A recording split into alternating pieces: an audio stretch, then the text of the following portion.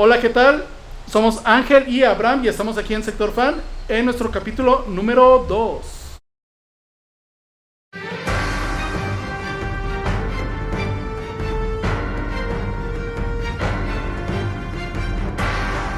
Que ahora vamos a tratar de dilucidar más o menos cómo era ser un friki, un fanboy, un otaku, digámoslo así, en los años 90. ¿Qué tan difícil fue? ¿Qué tan satisfactorio fue? Pues sí, o sea, en esa época en donde no había internet, no había redes sociales, no había nada. Entonces la única manera de conseguir las cosas era ir a los tianguis, ir a las convenciones de anime en un principio. Sí, pero imagínense, yo tenía en ese tiempo, pues estaba yo en la primaria, secundaria, cuando empezó el boom del anime aquí en México.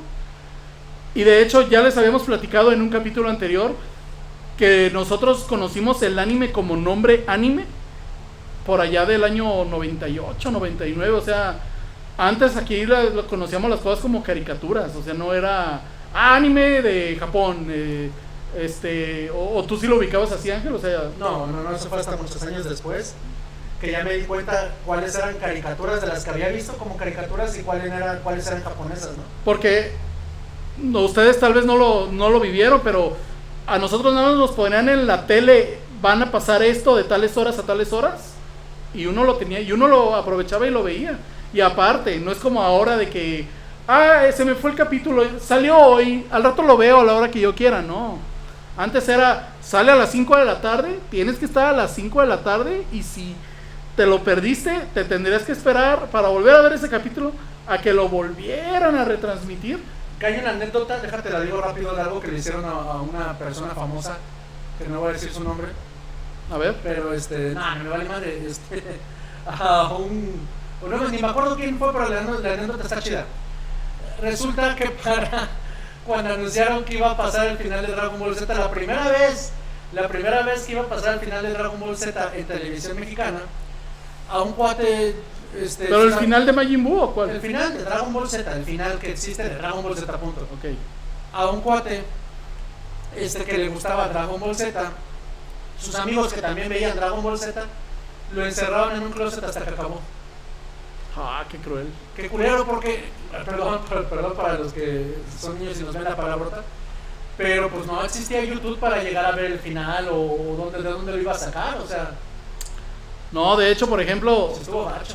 Series de esos años como Robotech, Las Guerras Mágicas, Ranma y medio, Los Caballeros del Zodíaco, Dragon Ball, Senki, Mikami la Cazafantasma, Sailor Moon, Doremi, Doremi no, bueno sí, Shaman King, Evangelion para los que tenían Locomotion. Si te perdías un capítulo y era importante ese capítulo, te tenías que esperar hasta que lo repitieran, y a veces no la volvían a repetir. Entonces, por eso se me hace chistoso que antes había una como queja entre los que sí veíamos los capítulos diario, que decían, volvieron a repetir. Por ejemplo, Dragon Ball, yo me acuerdo que lo repetían cuando llegaba Goku a la Torre Karin, la estaba subiendo, y yo cuando iba a llegar con el maestro Karin, otra vez desde el principio. Es que se cayó. Y ya después en Dragon Ball Z, pues ya nos acostumbramos a eso, y pues eran cosas que teníamos que aguantarnos, no podíamos... Imagínense, ahorita hay muchas personas que... ¿Cómo se les llama? Que tienen ansiedad. Necesito ver el siguiente capítulo. Antes no pasaba eso. Incluso en los cómics, para conseguir un cómic, no es ahorita como de, me meto en línea y veo lo que pasa, y veo un resumen en TikTok. No, nada. Tenías que esperarte un mes, si bien nos iba, hasta 2, para encontrar el cómic, y luego encontrar el dichoso cómic, a ver si no estaba ya vendido. O sea, la época de los años 90 para realmente un fan fue bastante dura, porque realmente yo pienso, no sé si tú seas de la misma opinión, Ángel, uno apreciaba un poquito más a los personajes, a las historias, se nos quedaban más grabadas, porque las estábamos viendo y repitiendo y esperando y viendo y creando teorías. Y no era de un día todo para otro, sino que a veces nos esperábamos, creábamos en nuestra mente, o junto con nuestros amigos, oye, ¿qué va a pasar? ¿No? Y ahorita ya no, o sea, agarras, ves TikTok y ¿qué va a pasar? Lo que sigue. Siento que esa magia que tenía se perdió. No sé tú cómo lo veas. Sí, ya es un poquito diferente. En ese tiempo, si queríamos, por ejemplo, yo básicamente consumía cualquier cosa que fuera anime que estuviera en español, porque no tenías como que podías escoger mucho. Entonces ya cuando me empezó a gustar el anime, dije, bueno, casi todos estos son parecidos y casi todos me han gustado. Empecé a buscar y donde encontraba eran los tianguis en VHS, en español, castellano. No, y era difícil de encontrar. Yo, por ejemplo, les voy a contar una anécdota acá con este Ángel. De hecho, cuando recién lo conocí, él me rentó el VHS de Akira a él y a un amigo mío para poderlo ver. Me acuerdo que después también el de Ninja Scroll. El de 20 pesos. Nos rentó el VHS, o sea, antes era, mira, te paso el link de Google Drive, ¿no? O cosas así. Ajá, ahora podría ser así, o te paso el link para que lo veas acá. No, antes era, ¿lo quieres ver? Mira, aquí está un VHS que yo grabé nada más, o que yo copié del original. ¿Y lo quieres ver? No lo vas a poder ver en ningún otro lado. Porque para encontrar a alguien que lo tenga está difícil. ¿Me tienes? O sea, el negocio que hacía este hombre, imagínense en esos años. Cállate, que la otra persona que estás diciendo, el otro amigo, trabajaba en un videoclub donde literalmente hacía eso todos los días. No, yo sé, pues, pero es broma. Y miren, antes... Fíjate que a mí, o sea, eso es después, a mí antes, mucho antes de conocer a Abraham, en la secundaria me rentaban los cartuchos de Super Nintendo mis amigos, güey. Ah, sí, también hay que decir, Ángel, que existía Videocentro, existía Blockbuster, en donde te rentaban también el cartucho, y te lo rentaban creo que por 3 días, ¿no? O 2, 3 días, no me acuerdo. Eran 2 o 3 días o una semana. Tiempo todos los juegos los podías pasar en menos de eso, ¿no? No, yo sé, pero por ejemplo, cuando te gustaba alguno, o eran juegos de peleas o cosas así, que sí, era chistoso. De hecho, yo sí me llegué incluso a pelear con amistades por cartuchos, hace muchos años. Pero era, como les digo, era diferente. No existían las descargas, no existía ni siquiera Ares, o sea, para descargar música ni nada de eso. O sea, no había nada. Y es lo único que un friki como nosotros teníamos que ir cada semana o cada 15 días a nuestro puesto de revistas a comprar una conexión manga aquí en México, donde había información, o para los que eran más pudientes, revistas españolas como esta Shirase o la Minami, que yo tenía muchas. Y su equivalente en videojuegos, Nintendo Manía. Exactamente. Un Nintendo Manía. Donde podíamos ver arte, donde, o sea, las noticias las podíamos encontrar aquí. No, a veces venían con pósters. Fíjate que nunca llegó a ver una especializada en cómics, ¿verdad? Jamás salió. No, porque pues estaba en Estados Unidos. Pero miren, los españoles, la verdad, yo debo de reconocer que en aquellos años, del 97 por ahí del 2005, antes de que existiera Conexión Manga como tal, las revistas españolas eran muy buenas. Ya después hay unas que traían hasta CD. No, incluso hay que decir que por acá tenemos una. Hay que decir que las revistas españolas llegaron a tener tan buena, miren, con CD. Que esta es de videojuegos también. Su disco también, que lo metías en tu DVD y podías ver cosas chidas, nuevas entrevistas y así.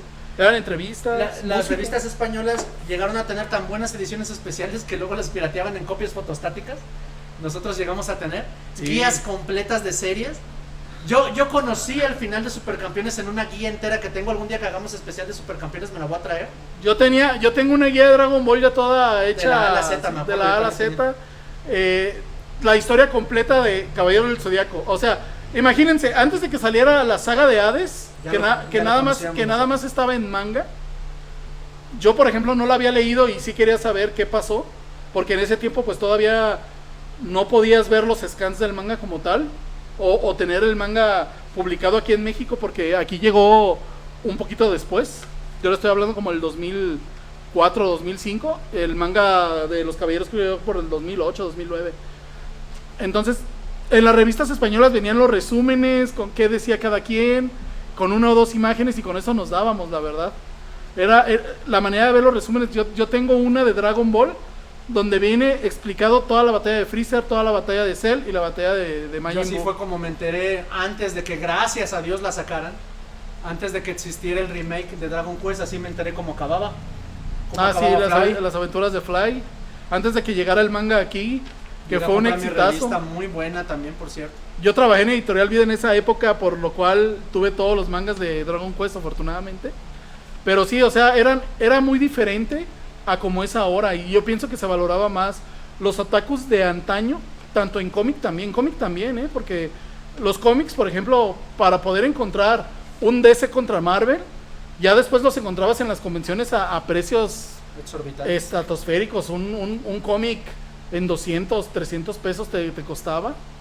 O sea, la verdad sí se pasaban de lanza. Y a veces uno como coleccionista en esa época que lo era, yo sí llegué a gastar algo de dinero por algunos cómics especiales que ya después vi que pues no valían tanto. Y que todavía uno los tengo y ya me doy cuenta que esos ya valen. Por ejemplo, yo después podremos hacer un especial tal vez de qué cómics valen más aquí en México, porque no es lo mismo el precio de los cómics en México que en Estados Unidos. En Estados Unidos obviamente tienen mayor costo, pero aquí en México el más valorado, Ángel, creo que es una muerte de Superman plateada, que nada más hubo como 5,000 ejemplares o menos, y cada ejemplar anda como en 20,000. Este es el cómic más caro mexicano. Y uno de Editorial Novaro, donde se casó Gwen Stacy con el Hombre Araña. Esos son los más caros. Porque no sé si sabes, Ángel, creo que sí, pero en Estados Unidos pasó la muerte de Gwen Stacy, tal como lo vieron en las películas de la película de Spider-Man con Andrew Garfield. Pero aquí en México era un dibujante aparte, y hay como unos 20 o 30 cómics que son ¿cómo se llama? Algo que es nada más de aquí, bueno, son tan exclusivos que ya casi no hay, y esos también O sea, solo fueron editados en México. solo fueron editados en México, están en español nada más, y cuentan una historia alterna realmente de Peter Parker con Gwen Stacy. No sé si lo llegaron a saber, pero sí está bastante interesante. Pero bueno, volvamos a los años 90, lo que era tener VHS. Ángel, ¿tú cuántos VHS en tu prime, antes de los CDs, llegaste a tener? Aunque no lo creas, muy poquitos, porque primero... ¿O llegaste a grabar? No, sí, lo que pasa es que en mi casa primero se conoció el beta, güey. Yo tuve un VHS, yo creo ok. que cuando ya existieron los DVDs, apenas tuvimos VHS. Y ya posteriormente un DVD que me compré yo mismo, me acuerdo.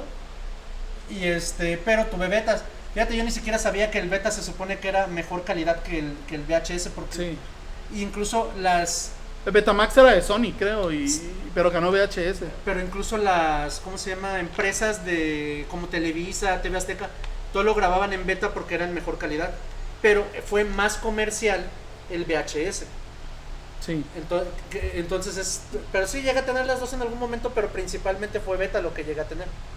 De hecho, yo creo que por esa razón hay gente que está fanaticada aún con Star Wars. Por lo que les hablaba de la fanaticada antes duraba más de cualquier cosa. Por ejemplo, de The Legend of Zelda, cuando salió aquí el cartucho de Ocarina of Time, no había, por ejemplo, guías. Entonces lo del Templo del Agua, que ya saben que a mucha gente se le hizo difícil pasarlo. Entonces eran horas y horas y horas, y ahorita ya no, ahorita todo ya... No es por compararlo. Hasta le puedes preguntar a ChatGPT. Le puedes pasar a ChatGPT, exactamente. Cómo pasar tal lugar, ¿no? Y antes, por ejemplo, a Ángel por eso le gustaban tanto los caballeros, o sea, porque él buscaba de caballeros. Ya después, cuando empezó el internet, yo empezaba a buscar de Dragon Ball. Cuando buscabas una imagen, te gustaba y te tenías que esperar 5 minutos o 10 a que cargara completa para poderla ver. Yo me acuerdo que yo hasta llegué a vender copias de las imágenes. No sé si tú lo llegaste a hacer, Ángel. No sé si te tocó. Copias de no sé, un dibujo de Goku bien padre, una copia. Ibas a la papelería, le sacabas una copia y la vendías a 1 o 2 pesos. O los pósters también que llegó a ver de Dragon Ball que ya no hay, que antes eran de papel, eran exclusivos casi. De hecho, creo que tengo unos más, déjame ver. Antes había este tipo de pósters que los podías encontrar en los tianguis. Estos pósters me los regalaron a mí hace como 1 año. Yo la verdad, yo los tenía pegado en mi cuarto, pero es un fanático de Dragon Ball como yo el que me los dio, entonces muchas gracias. Miren, Estos eran los pósters que uno podía encontrar, costaban 5 pesos, 8 pesos, 10 pesos. Y mire, por ejemplo, este es uno de mis favoritos. Los podías encontrar casi en cualquier tianguis. No sé si Ángel llegó a acordarse de esto en la mera nostalgia. Miren, aquí Sí, hay alguna uno. vez tuve alguno también en mi cuarto. Estos son los pósters que estaban que nos tocó, ¿no? En nuestra época. Sí, estaban colgados al lado de mi pornografía. Ahí los colgaba. Que la verdad, esos años 90 son muy buenos. De hecho, miren, este es de una carta de Dragon Ball, que eran cartitas así chiquitas como las de Yu-Gi-Oh. Que en los 90 eso se coleccionaba mucho y ahora la verdad casi no. Aunque está regresando mucho el coleccionismo de cartas, está como que regresando. No me refiero a las cartas de juego, eso sí, eso siempre, pero coleccionar cartas está regresando ahora. Pero sí era muy bonito en esos tiempos, esos tipos de pósters, que podías encontrarlos en cualquier lugar y eran accesibles. Ahorita hay otro tipo de pósters que son diferentes, pues aguantan más, ¿verdad? Ya son plastificados, pero esta era la esencia de los años 90 en cuestión de anime, de manga. Por ejemplo, yo empecé a coleccionar manga a finales de los años 90, principios de los años 2000. Y cada semana o cada 15 días iba tras el número del manga. Imagínense, todavía no existían los scans de internet en donde tú podías ver lo que seguía. Entonces te tenías que esperar. Por ejemplo, a mí me gustó mucho la serie de Omi Diosa o Ame Gamisama con esta Beldandi, la cual cada 15 días salía un número. Yo llegué a juntar hasta los que salieron aquí en México, que fueron creo que 64 números, y la cancelaron aquí en México por bajas ventas. Que ahora, incluso eso es como para donde decías conseguir información era difícil, pero incluso las cosas que comprabas ahora lo tenemos mucho más fácil, porque podrías pedir el número que quieras por internet. Eso en sí. ese tiempo no se podía. Sí, por ejemplo, no había Mercado Libre, no había eBay. Por ejemplo, otro ejemplo, aparte de Dragon Quest, que ya les comentamos, de que nosotros, tanto Ángel como yo, nos quedamos picados con qué pasó en Dragon Quest, en las aventuras de Fly. Incluso después grabamos un especial con los mangas en nuestro programa de radio que tuvimos, que también se llamaba Sector Fan, aquí en Guadalajara. Hablamos, creo que eso está en el canal de Ángel. Están, creo que cuando hablamos, y fue aquí mismo, cuando hablamos de Dragon Quest, ¿sí te acuerdas? Sí. Y también yo me quedé picado con qué pasaba en Slam Dunk. Porque aquí Editorial Beat sacó hasta el tomo 28 cuando tuvo problemas legales Editorial Beat, y ya no pude ver lo demás. Un dato trivia curioso que me acabo de enterar, que en México fue canónico el romance de Sakuragi y ¿cómo se llama la otra? Haruko. Y Haruko. En México se hizo canónico porque René García, que es el que hace la voz de Hanamichi Sakuragi, se casó con la actriz de doblaje de la que hace de Haruko. Ah, eso no lo sabía. Que era, ¿cómo se llama esta actriz? Cristina Hernández, que es de las más populares de todo México. La voz de Alegría, la voz de Sakura Carcaptor. Ahora no sabía que... Ahí fue. Y también, eso ya no tiene que ver, pero se me hizo muy chistoso.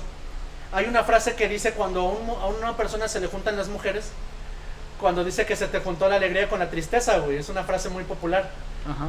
Pues resulta que Alegría, que es Cristina Hernández, que hizo Alegría en Intensamente, la persona que hace tristeza en Intensamente es la esposa actual de René García, güey. Entonces a René García sí se le juntó la alegría con la tristeza. Esa no me la sabía. Dato friki. Pero sí, en esa época era complicado conseguir DVDs, CDs, VCDs. La música, por ejemplo... Muchos ni van a saber que es un VCD. Muchos, por ejemplo, la música la conseguíamos gracias a los discos que venían en Conexión Mango Minami, que bien pueden decir que manejaban piratería, pero pues eran canciones que no estaban registradas por derechos de autor acá en México. Por ejemplo, todos los openings de series de anime en japonés no las pasaban en el radio. Aquí en México, entonces la única manera de escucharlas era pues pirateándotelas, ¿no? Hasta ese punto es donde dices, bueno, la piratería es buena o mala. En general es mala, por cuestiones de que, bueno, pues si pirateas ciertos productos es muy difícil que lleguen los originales. Pero hay otras cosas que se está viendo mucho ahorita, sobre todo en videojuegos, aunque hay otras otras Pero esos ya son los mods, ¿no? ramificaciones. Ahorita. No. En este contexto, que hay muchos que por derechos de autor ya no pueden volver a salir o salen de las tiendas digitales y son imposibles de volver a conseguir. Por ejemplo, un ejemplo que a nosotros nos pasó, que creo que a tanto Abraham como yo todavía lo tenemos el juego de Jump Force en nuestras consolas. Sí. Pero si algún día se nos descompusieran nuestras consolas, esos juegos ya no se pueden comprar. Ya solo los puedes piratear si tienes una consola, ¿cómo se dice? Liberada. Sí. Y descargar el juego de fuera. Pero eso ya no se considera piratería, que ya no te las persiguen las empresas que los hicieron originalmente, porque ya no tienen nada que perseguir, ya no tienen los derechos de dicha cosa. Sí, o sea, ya no, pero es que también, por ejemplo, el Jump Force estaba diseñado para jugarse en línea, entonces ya, yo sé que también crean plataformas para jugar ahí, pero como ya es tan pequeña la cantidad del porcentaje, gastarían más dinero en abogados que realmente en combatirlo, entonces por eso sigue existiendo y existirá, Hay muchas películas que, por ejemplo, salen de las plataformas, que incluso a veces son plataformas que son los dueños de esas películas y no las pueden poner porque perdieron los derechos de una canción que sale en la película, por ejemplo. Entonces, tal vez a veces sea en una escena que si la cortaran no tendría ningún sentido y no la pueden eliminar, así que pasan esas cosas. Pues sí. Ya posteriormente, después que quieran como que renovar el catálogo y meter una película que hace mucho que no tenían, pagarán durante unos meses, la vuelven a subir y vuelven a perder los derechos después. Pues sí, es que eso fue lo que... Eso hace que la piratería continúe y siga. Pero miren, anteriormente, aquí en México, y yo creo que en muchas partes de Latinoamérica, la única manera de encontrar tus cosas preferidas en lo que es cuestión de imágenes, pósters, mercancía oficial era muy difícil de encontrar, y en los años 90 era casi imposible por las leyes aduanales que existían en ese tiempo. Yo no sabía que en los años 80, creo que fue después del Tratado de Libre Comercio en 1994, cuando ya se podía empezar a traer cosas, por ejemplo, de Star Wars de Estados Unidos, porque antes no se podía, nada más se podían traer cosas de juguetes hechos aquí en México. De hecho, por eso hay algo que se llaman los bootleg, que se hicieron demasiado famosos en los años 90 aquí, los cuales Ángel coleccionaba una cantidad infame de monos de Homero. Más bien para vender, pero sí, que es diferente, porque los de Homero, podríamos decir que es talento pirata mexicano. No, pero es que es a lo que me refiero, o sea... Lo que se refiere a Bran es que llegaban a conseguir, probablemente alguien que importó una figura, y de esa figura sacaban un molde, de donde sacaban muchas reproducciones de plástico de mucha inferior calidad, ¿no? A veces hasta borraban por completo las articulaciones y eran estáticas. Sí, de hecho yo no sé si Ángel, tú me dijiste que precisamente hay una pieza muy buscada por coleccionistas de Mazinger Z, el cual es un Mazinger bootleg que es plástico inflado, como de este tamaño, que se le puede quitar la cabeza y se le pueden quitar los brazos, así como para jugar. Esa es ¿cómo se le llama? El santo grial de los bootleg, porque es una pieza que fue hecha aquí en México. O sea, imagínense, como antes nos podían traer cosas de otros lados del mundo, teníamos que crearla con el ingenio mexicano. Se crearon ese tipo de juguetes. Fíjate que incluso ahorita que salió el tema, He-Man tiene algo que ver también con eso, pero He-Man sí consumimos nosotros los que eran los juguetes originales, pero no de la forma que ustedes piensan. Quien tuvo un He-Man aquí en México nunca tuvo un He-Man de los que se hicieron en Estados Unidos. Lo que hizo México para poder vender He-Man en Estados Unidos es que salieron con una juguetera de México que no me acuerdo cómo se llama. Mandaron los moldes y se hicieron versiones mexicanas de los muñecos de He-Man. ¿Cuáles eran las diferencias? En muchos casos los materiales. De hecho, hay una cosa en He-Man que son muy difíciles de encontrar, que son los famosos He-Man de cabeza suave, porque las cabezas eran como de hule inflado y los cuerpos eran de plástico macizo. Y esos He-Manes de cabeza suave son súper cotizadísimos y son mexicanos. E incluso, eso no sabía. como traían moldes de muchas partes diferentes del mundo, porque a veces todo era de Estados Unidos, pero Estados Unidos de repente nada más tenía, no sé, los moldes de las piernas y los brazos de He-Man y se los mandaba. Así que como no les podían mandar los moldes del pecho y la parte de abajo, mandaban a pedirle favor que la empresa que tenían contratada en Colombia les mandara un molde. Y los mexicanos eran juguetes de He-Man que tenían de repente el torso colombiano con los brazos gringos y la cabeza mexicana. Eso los hacía tan coleccionables, pero sí eran originales, porque estaban licenciados. Algún día también deberíamos hablar de la diferencia de licenciado y oficial y original, que es lo mismo, pero no es igual. Pues sí, es que antes, como había esa restricción ya con el Tratado de Libre Comercio del 94, ya se pasó y ya fue cuando empezamos a ver más Barbies, más Max Steel. O sea, cuando empezó a ver todo eso es porque ya se podían traer juguetes de Estados Unidos como tal, con empresas de allá, a México, cosa que antes no se podía. Y ya después, en los años 2000, ya fue con las figuras coleccionables de anime, los Figma, los Nendos, los Nendoroids, todo eso, ¿no? Así es. Y pues, ¿dónde los conseguía uno? Pues en las convenciones también. Las convenciones de anime en los 90 también eran un poquito diferentes. De hecho, Ángel hasta llegó a ser expositor en los años 90, principios de los 2000, y yo llegué a ser expositor después del 2010. Entonces, las convenciones eran completamente diferentes. Antes había convenciones donde te acuerdas que había gente que iba solo a presumir sus colecciones, no vendían nada.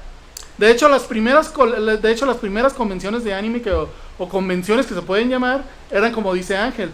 Era una persona que tenía su propia colección, no vendía nada, pero la mostraba al público en general. Sí, lo invitaban gratis, no tenía que pagar nada, pero solo llevaba su colección para exhibir y platicar con los que quisieran platicar con ellas.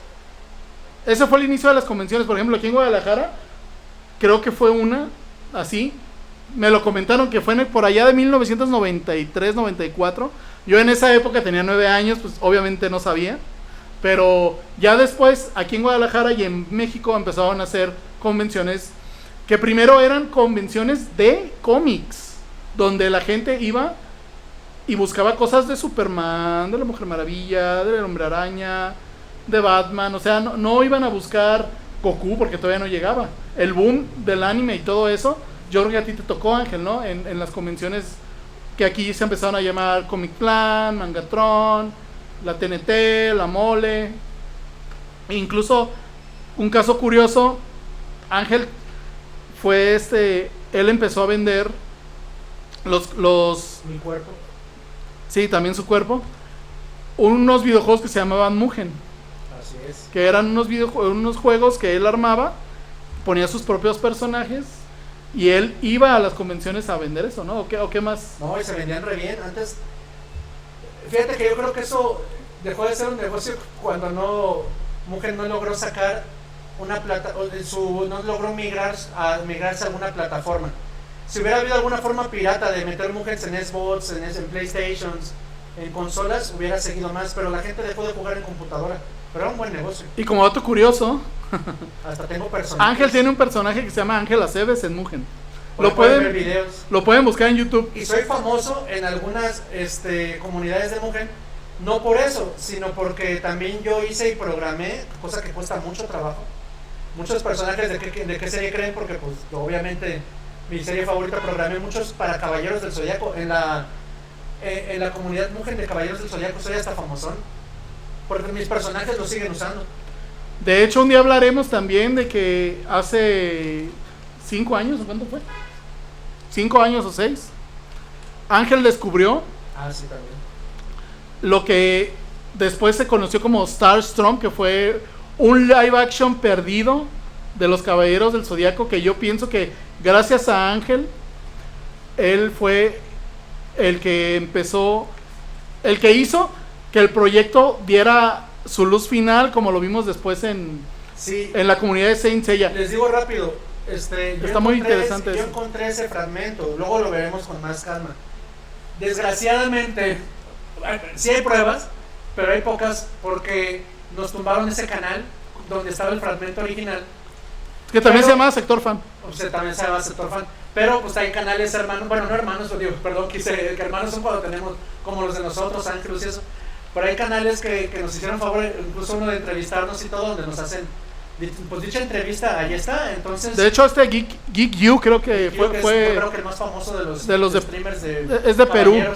De Caballeros del Zodiaco. Él nos entrevistó en una entrevista por Discord hace ya varios años. Y después de eso, la chava esta Raimona, que se dedica a sacar precisamente material a la luz, vio ese fragmento y de ahí se dedicó a buscarlo. Desgraciadamente no me dio mi crédito, vas a ver, maldita desgraciada, no te creas. Te aprecio porque lo sacaste a la luz, por fin pude ver lo que era completo. Pero pues sí hubiera dicho de dónde salió, ¿no? O sea, plantamos nosotros la semilla, sí. Ángel en específico, la neta y dicho. Gracias a ello, pues se llegó a... Gracias a los de Geek You, es que mira, todo tiene un porqué, o sea, nosotros plantamos la semilla, los de Geek You la siguieron, esta chava ya después fue la que logró hacer todo. Pero miren, pues es que son cosas que pasan y pues ni modo, ¿no? Así es. Sí. Que les voy a dar una primicia. Por cierto, tal vez no tenga mucho que ver con el programa, pero estoy haciendo un nuevo proyecto que sí va a ser de mí para el mundo, lo voy a dar gratis. Ya llevo 3 episodios. Hasta ahorita no hay una versión ni siquiera subtitulada en buena calidad, en calidad DVD. No existe con subtítulos en español de la serie Los Motorratones de Marte, la estoy subtitulando yo. Ya llevo 3 episodios que van subidos. Algún día cuando vean esa versión, cuando ya me haya muerto y vean que alguien le puso subtítulos a esa serie que ya no existe en español, pues yo fui. Así. Llevo 3 episodios, los estoy sacando como a 2 diarios, yo creo. No, pues está bien. Tengo chance. Ya después nos dirás. Sí. Ángel, a ver, yo hice un programa de qué eres, qué tipo de otaku eres o de fan. Entonces, yo no sé a ti, Ángel, en esos años, a ti te llegaron a decir, a burlarse de ti porque te gustaba el anime, manga o los cómics. Que a mí por eso jamás, porque tenían demasiados problemas burlándose de mí por ser gordo. Entonces, pues, porque me gustaba Dragon Ball, no había espacio. O sea, jamás fue. Ok. No, yo sí he luchado contra eso toda mi vida, incluso ahorita que tengo 41 años. Hay muchas personas que siguen diciendo que uno es como un niño. E incluso tengas trabajo, el mejor trabajo del mundo, te dedicas a lo que te dediques por el simple hecho de que vean a veces una figurita o un póster, ya te juzgan un poco. Pero pues aquí seguimos las críticas y estamos con nuestro programa. Pero sí era difícil. Ahorita mucha gente ya le da ansiedad o no. O más bien, ya está reconocido después de lo que pasó en 2021, 2020-2021. Mucha gente empezó a ver Netflix, empezó a ver series y empezó a entender el por qué nos gustaba a nosotros, que no eran series nada más para niños o infantiles. Se dieron cuenta de que el mundo del anime, el mundo de los cómics es muy grande. Ya hay mucha gente que, por ejemplo, le empezó a gustar tanto así que The Boys, les gustó el anime, My Hero Academia, Ataque de los Titanes, o sea... Yo hasta me atrevería a decir que gracias a que el anime fue algo que llegó a tener temáticas tan serias y todo, llegó a influir en lo que es las caricaturas y la animación americana, que probablemente tenían algunos, pero ya ahora sí hay muchas con temática adulta y con temática más seria, gracias a que vieron que funcionaba en Japón. Sí. Entonces también influyó mucho en eso. Probablemente sin el anime no existirían series como Rick y Morty, Avatar, muchas otras que... Las series de superhéroes ni siquiera serían como son ahora, e incluso en las series live action beben mucho de cómo se hacían las cosas en Japón. Sí, es que mucha gente cree que porque eran dibujos animados era para niños. Afortunadamente eso ya está empezando a cambiar, porque sí, de repente yo cuando tenía mi tienda me decían: ay, mira, tienes a esta figurita de, no sé, Tanjiro, le gusta mucho a mi hijo. Tienes a Goku, me gustaba de niño. O sea, haciendo énfasis en lo infantil, ¿no? Entonces, como que si eres grande no te puede gustar. Yo lo comparaba en su tiempo con las telenovelas, porque hay telenovelas para niños, telenovelas para jóvenes, telenovelas para adultos, y a nadie lo juzgan por andar viendo novelas, o las novelas coreanas ahora, ¿no? Que los doramas. Pero el anime sí, porque eran dibujitos. Que te voy a decir que si ves los últimos, digo, no es que los vea, pero pues de repente te aparecen en internet los últimos episodios de La Rosa de Guadalupe parecen que se agarran de los doramas, güey. Ya parecen temas sacados de un dorama. Sí, ya son trending topics y todo eso. Pero sí, Ángel, tú a comparación de los años 90, ¿puedes decir que extrañas algo de esa época o...? Sí, muchas cosas, güey, pero también hay cosas... O sea, no la edad de... No, estaba más joven, no, muchas cosas, pero también las cosas... Hay cosas ahora que probablemente no me gustaría regresar a los 90, como por ejemplo, lo que ya hablaste, que si te pierdes un episodio ya valiste, güey, en ese tiempo ya... Ahora no, ahora puedes buscar desde la información en internet hasta ver en qué plataforma está el episodio. Sí, y lo puedes ver a cualquier hora. Sí. O sea, realmente ahorita ya... Vas, lo buscas y lo puedes encontrar, ya sea de manera legal o ilegal, pero lo encuentras. Cosa que antes, no. Pero hay otras cosas, por ejemplo, el otro día le preguntaron a Lalo Garza, que es un director de doblaje y ya saben, La voz de Krillin. famoso, la voz de Krillin.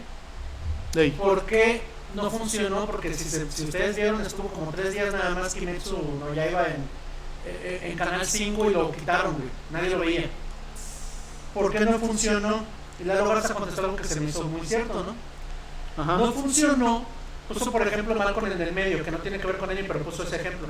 No funcionó porque cuando Malcolm el del medio se hizo famoso, que Malcolm el del medio no lo habían dejado de pasar en Canal 5 desde la primera vez hasta como 15 años, 20, güey.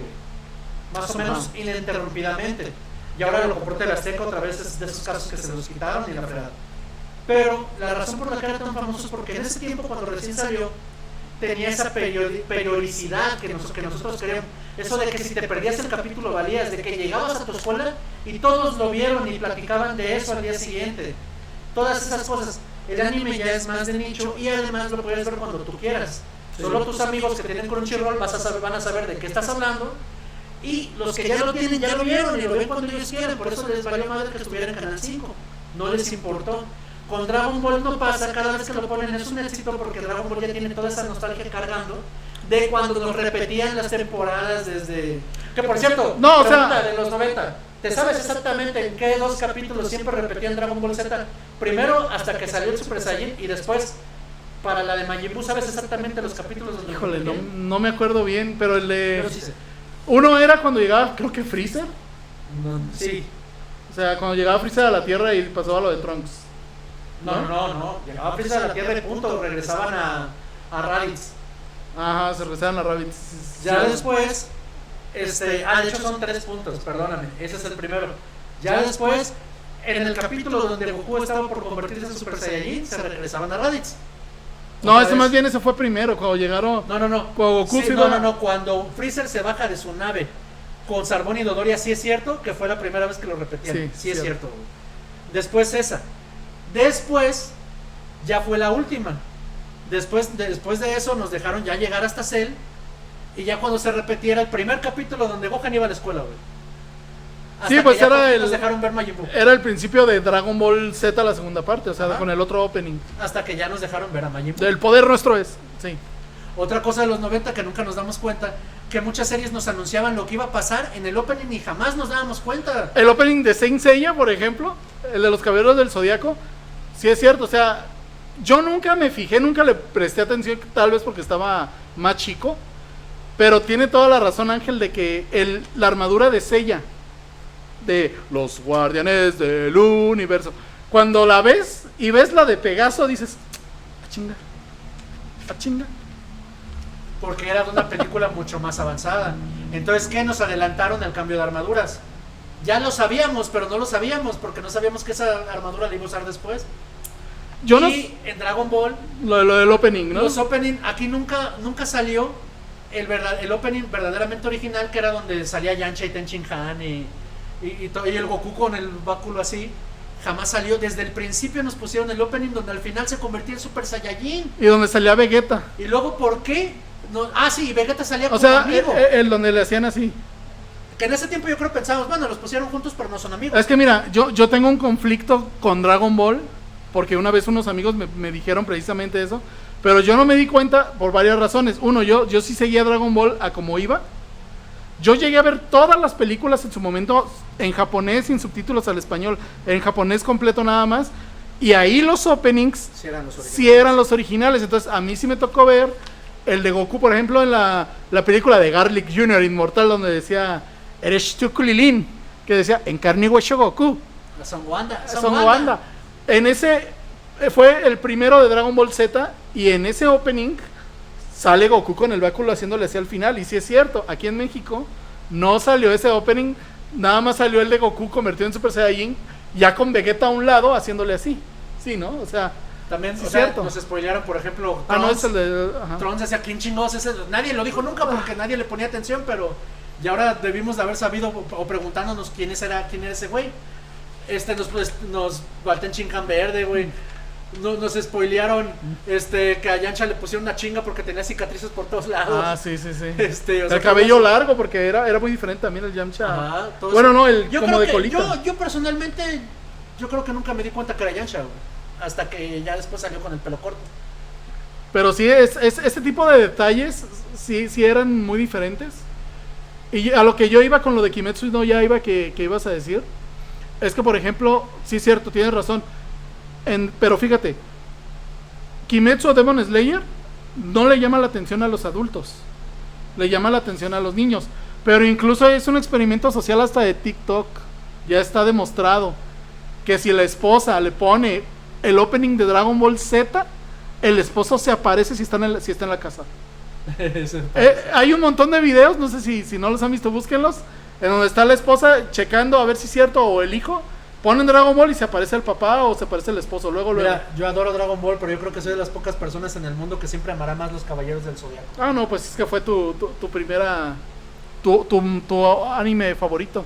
Yo de esa época, afortunadamente, me gustaba mucho pues, Evangelion, Dragon Ball. Los Caballeros sí, pero a mí me tocó más la época de Dragon Ball y a ti más la de los Caballeros. Que los Caballeros, fíjense, yo lo veía de niño, pero yo no le seguía tanto el ritmo. Pero como ellos iban como en orden, pues no, si te perdías 1 o 2 capítulos no me importaba tanto, porque pues iban en el orden, ¿no? En Dragon Ball, pues tampoco, porque pues iban como con cierto orden. O yo digo que es gracias al relleno que había. Ahorita ya si te pierdes un capítulo, te pierdes ya un buen tramo de la historia. Antes no sé. Sí, de hecho antes no había tanto relleno, y el relleno que había era un capítulo chistoso y ya, no, más bien no antes había sagas de relleno. No, antes sí había relleno, pero como iba lenta la historia, si te brincabas 1 o 2 capítulos no pasaba nada. Y yo creo que ahorita esa es también otra diferencia, que ahorita como ya todo lo queremos más rápido, no lo están dando con menos relleno. Díganse todos los remakes, por ejemplo el de Kenshiro del Puño de la Estrella del Norte, están yendo pero súper rápido. En 12 capítulos se aventaron como 40 de los 80s. A uno de los personajes principales que mataban a media serie, aquí lo mataron a los 3 capítulos. Sí, uno de los principales villanos, o sea, no. Sí, se fueron muy rápido. Entonces, igual uno lo puede disfrutar más, pero la diferencia también de antes era que había más profundidad con algunos personajes. Oye, que vean Roste Fighter, güey, neta. Por favor, háganse un favor, se van a reír mucho. Y los que ven anime sabrán de dónde salen las referencias. O sea, hay referencias a Shingeki no Kyojin, a Saitama, obviamente. Obviamente, este güey es Saitama. De hecho, no sé si sepan, pero vino a la CCXP aquí en México, el autor. Me pensé que el gallo, güey. No, de hecho prohibieron llevar gallos de verdad. Y si ibas allí y comprabas el primer tomo, te podía firmar el autor un póster del pollo, del Roster Fighter, con la playera de la selección mexicana. Que sí sabes que ese autor, de hecho, vino a México y se inspiró en muchas cosas de su anime en México. Él empezó, por eso es muy famoso. Dice que está muy agradecido con México por haberme inspirado tanto. No sé todavía, yo no espero no encontrarme con algo que me enoje mucho después. Yo todavía no encuentro la inspiración, salvo que solo en México hubiera visto gallinas, que no creo. Y pero dicen que se inspiró mucho aquí, no sé por qué. Tal vez en los gallos de pelea, muy probablemente hayan dicho, gallos de pelea, esto me dio una idea. Pero es que también parece mucho Kenshiro, güey. También se parece mucho al Puño de la Estrella del Norte, güey. Sí, es que pues tiene muchas referencias de el anime de peleas más famoso, de hecho en Japón, sí podría yo considerarlo que es Kenshiro, porque fue el padre de ese tipo del género. Fue mucho antes de Dragon Ball, fue mucho antes de los Caballeros. Porque en ese manga de Kenshiro, ahí es donde por primera vez se enfocó muchísimo más en las peleas. ¿Cuántas veces no lo han parodiado? Tú probablemente ni conocías a Kenshiro y apenas te das cuenta de, esa vez que Onizuka se puso las estrellitas y... No, sí, o sea... Tal vez ya sabías ahora de dónde es. No, también en Gintama hay mucha referencia. Yoyos. Todos sabemos que es lo mismo que Kenshiro, es la misma... No, o sea, también en Shaman King, o sea, hay en varias series que han parodiado, hecho tributo al Puño de la Estrella del Norte. Pero bueno, ya para terminar, Ángel, entonces, pues nos queda esa nostalgia de los años 90, de las revistas, de los CDs, del coleccionismo. De hecho, muchos nos hicimos coleccionistas gracias a ser fan.